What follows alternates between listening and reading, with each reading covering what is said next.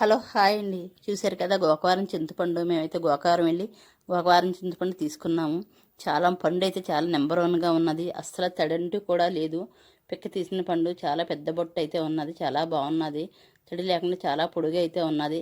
110 రూపాయలకి తీసుకున్నామండి చింతపండు. చాలా ఫ్రెష్గా ఉన్నది. చూశారు కదా, ఇప్పుడే ఆరబెడుతున్నాను.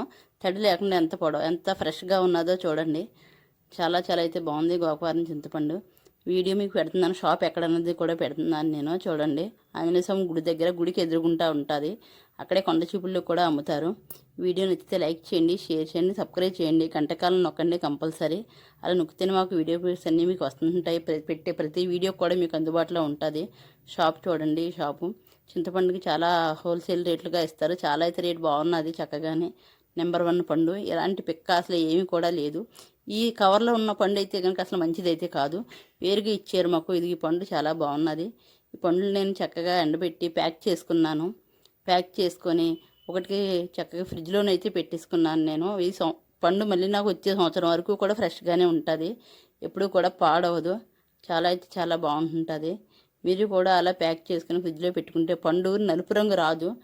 షాప్ చూడండి, ఆ చెట్టుకి ఎదురుగుంటానే ఉన్నది షాపు కూడా. ఇది మీకు వీడియో పెట్టాను నేను. చూడండి, నేనైతే ఇలా ప్యాక్ చేసుకున్నాను. ఆ ప్యాకింగ్ మీద మళ్ళీ రెండో కవర్ కూడా వేసుకుంటాను నేను. గబ్బుకుని ఫ్రిడ్జ్లో వాటర్ ఏదైనా పడవచ్చు కదా అని చెప్పేసి పడకుండా తడకుండా కూడా ఉంటుంది.